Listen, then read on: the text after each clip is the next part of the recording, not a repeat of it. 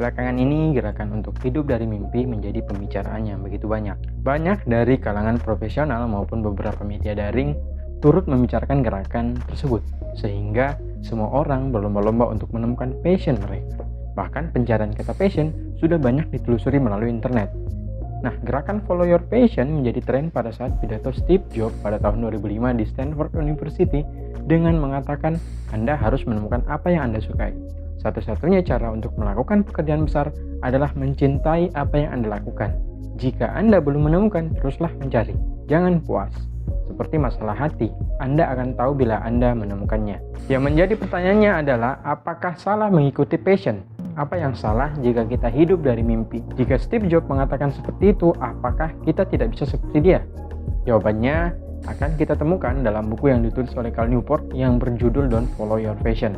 Buku ini secara umum ingin mengingatkan kepada kita, tidak semua yang berhubungan dengan passion itu mampu membuat kita bertahan hidup, atau lebih tepatnya banyak yang salah kaprah mengenai masalah passion ini. Alih-alih passion menjadi salah satu solusi dari karir Anda, ia justru menjadi jebakan bagi kesuksesan Anda. Ia menganggap bahwa satu-satunya cara untuk berakhir bahagia adalah dengan mencari apa yang disukai dan hidup di dalamnya. Nah, mengapa follow your passion begitu sangat berbahaya? Apakah orang-orang seperti Steve Jobs hanya mengandalkan hal yang ia sukai saja? Tidak adakah hal lain yang membuat apa yang ia sukai itu benar-benar bisa terwujud? Bahkan Apple sendiri yang ia buat adalah sebuah bagian proyek kecil yang sebenarnya ia tidak pikirkan begitu dalam. Beberapa tahun sebelum mendirikan Apple Computer, Steve Jobs muda bukanlah seorang yang bersemangat memulai perusahaan teknologi. Ia sama seperti mahasiswa yang lainnya. Dia bahkan tidak tertarik dengan bisnis atau elektronika. Ia justru mempelajari sejarah barat, tarian, dan mistisme timur.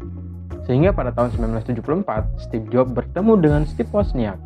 Nah, Wozniak ini merupakan ahli elektronika sejati yang terobsesi dengan teknologi. Dia mempelajarinya secara formal di kampus. Namun, ia tidak bisa berbisnis, jadi dia memperbolehkan Jobs kawan lamanya. Singkatnya, Steve Jobs merupakan pemuda yang bermasalah pada beberapa bulan menjelang pendirian perusahaannya yang visioner. Dia mencari pencerahan spiritual dan mencoba-coba bidang elektronika hanya karena bisa memperoleh uang dalam waktu singkat. Dengan pola pikir itulah, ia mendapatkan kesempatan yang bagus pada akhir tahun yang sama. Dan pada saat itulah, Apple Computer mendapatkan panggung kebesarannya. Lantas, apa yang bisa kita dapatkan dari pengalaman yang Steve Jobs lalui?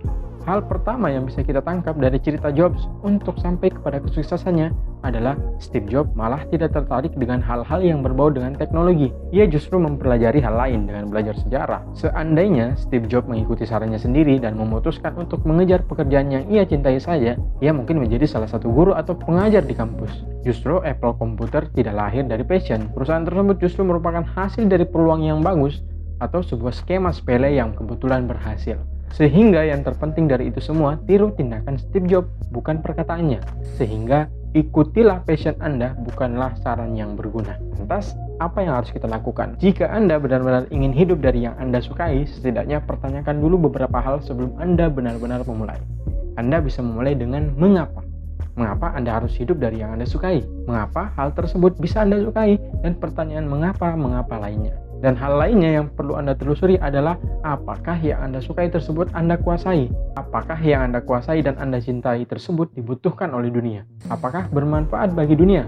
Dan yang lebih penting dari itu semua, karena Anda ingin hidup dari mimpi Anda, apakah yang Anda kuasai dan cintai tersebut dibayar oleh orang lain? Pertanyakan hal seperti ini ketika Anda ingin memulai hidup dari mimpi. Karena passion itu adalah hal yang langka, yang bisa Anda temukan. Menemukan passion adalah satu hal, tetapi untuk bisa bertahan dengan passion tersebut adalah hal lain.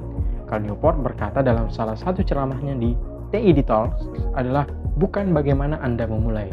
Yang penting adalah apa yang Anda lakukan setelah itu. Ada pertanyaan?